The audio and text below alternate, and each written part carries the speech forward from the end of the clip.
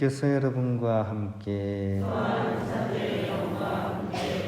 루카가 전한 거룩한 복음입니다.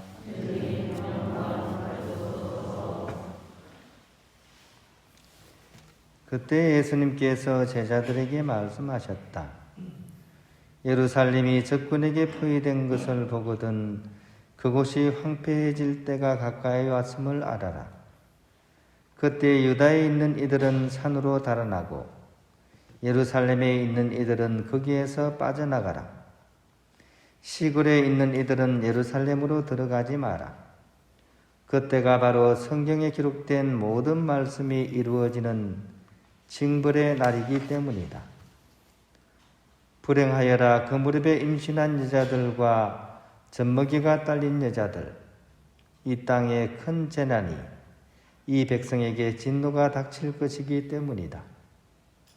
사람들은 칼날에 쓰러지고 포로가 되어 모든 민족들에게 끌려갈 것이다.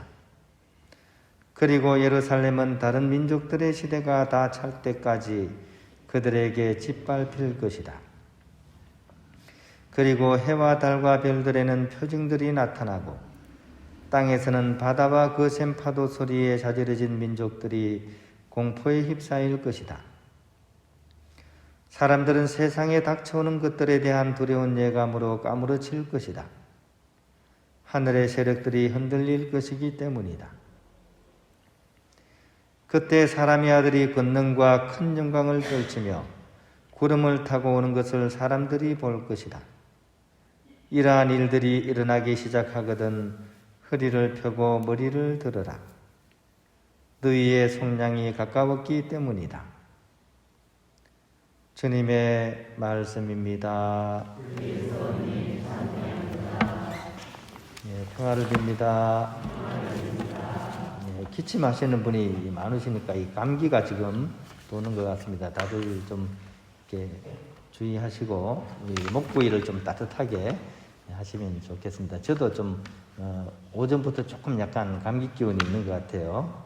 그래서 관리를 잘하면 빨리 끝나고 좀 이렇게 소홀하면 오래 가고 그렇습니다. 오늘 이 성 안드레아 등락 사제와 동료 순교자들, 즉 베트남 순교자들에 대한 그런 기념일 축일입니다. 작년에 여기 주인공이신 어떻게 보면 안드레아 등락 사제에 대해서 좀 설명을 드렸기 때문에 오늘은 좀 다른 분의 어떤 흔적을 좀 한번 들어보고 싶습니다. 같이 순교하신 분 중에 한 분인 바울로 레바오틴이라는 분이 감옥에서 이제 쓰신 편지입니다. 그래서 이제 이 편지를 이제 신학교에 있는 그런 후배들한테 보내신 것 같아요. 그래서 돌아가시기 바로 전에 이제 쓰여진 거니까 어떤 내용인지 약간 그날 그 시간에 그 현장의 느낌으로 한번 들어보시기 바랍니다. 그리스도의 이름 때문에 묶여있는 나 바울로가 날마다 겪고 있는 고난에 대하여 여러분에게 알림은 여러분이 하느님께 대한 사랑으로 불타올라 나와 함께 하느님께 찬양을 드리게 하기 위함입니다. 하느님 그분의 자비는 영원하십니다. 이 감옥은 영원한 지옥에 비길만 하니 족쇄, 쇠사슬, 포성 등 온갖 종류의 잔인한 형벌과 더불어 미움, 복수, 비방, 폭언, 불평, 악행, 거짓 맹세, 저주와 궁핍과 근심 등이 가득합니다.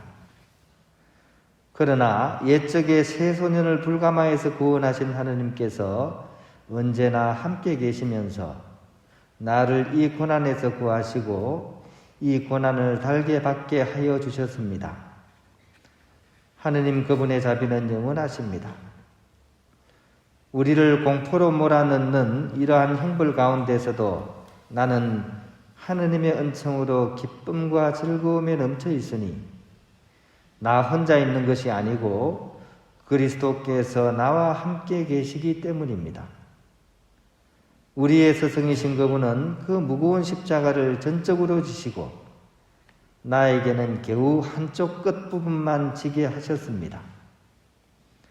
그분은 나의 싸움을 구경만 하시지 않고 친히 싸우시고 승리하시며 모든 번민을 이기십니다.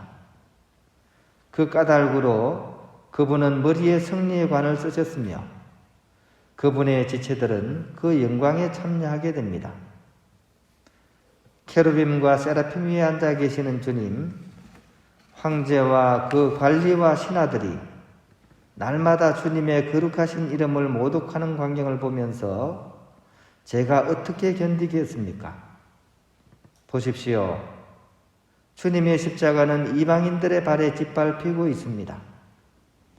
주님의 영광은 어디에 있습니까?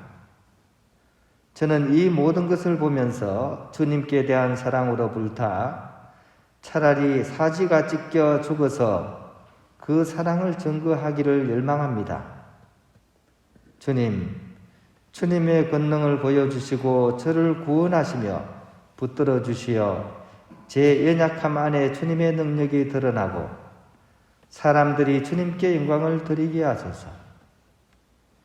그리하여 행여나 제가 고난의 도정에서 비틀거려 원수들이 그만하게 머리를 쳐들지 못하게 하여 주소서. 이렇게 편지 쓰셨습니다. 죽음을 눈앞에 두고 고문을 받고 난 뒤에 쓰신 편지입니다. 근데 우리의 어떤 보통 사람의 눈으로는 이렇게 감히 가늠할 수 없는 그런 내면의 세계를 우리에게 보여주시는 것 같습니다. 그래서 이제 성인이신 거죠, 그죠? 베트남에 복음이 전해진 것은 우리 한국보다도 250년 정도 앞서서 1533년경 중국으로 가던 유럽 선교사들에 의해서 복음이 전해졌습니다. 그 후 선교 사업은 간헐적으로 이루어지다가 1615년에 예수회가 이곳에 정식으로 복음을 전파하기 시작하면서 활기를 띠게 되었고, 베트남의 사도라고 불리는 예수회의 로드 신부님께서 1624년 성탄절에 이곳에 도착해서 1645년까지 수만 명의 베트남 사람들에게 세례를 준 것으로 전해지고 있습니다. 1698년까지 베트남에서는 산발적으로 혹독한 교회 박해가 계속 이어졌습니다.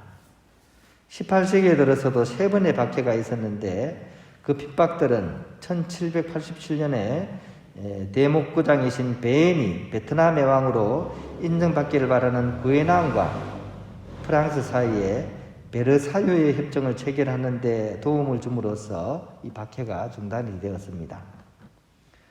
프랑스의 군사력의 도움을 받아서 1806년에 왕이 된 구에나는 그 대가로 교회의 활동을 방해하지 않았지만 이어지는 민망왕과 투둑왕 때 또 박해가 이제 일어나게 되고 더욱 잔인하게 번져갔습니다. 프랑스는 이것을 막기 위해서 1862년에 베트남을 침략하게 되었고 1883년에 베트남을 식민지화함으로써 50년간의 그런 박해를 종식시켰습니다. 이때까지 박해를 통해서 13만 명 이상이 순교를 하셨고 그들 중에서 117명이 1988년 6월 19일 우리가 잘 아는 교황 요한 바오로 2세에 의해서 이렇게 시성이 되셨습니다. 이 시성된 이들 중에는 96명의 베트남 사람과 스페인 출신의 수도회 소속 선교사 11명, 그리고 10명의 파리 외방 정교회 소속 선교사들이 포함되어 있습니다. 신분별로 보면 8명의 스페인과 프랑스 출신의 주교님들, 그리고 50명의 신부님들, 그런데 13명이 유럽 출신이고 37분이 베트남 출신입니다. 그리고 59명의 평신도들로 구성이 되어 있습니다.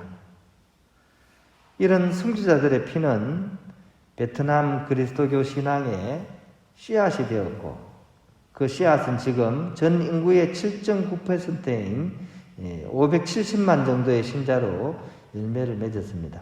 이것도 뭐 한 20, 30년 전의 통계니까 지금은 아마 더 늘어났을 것입니다.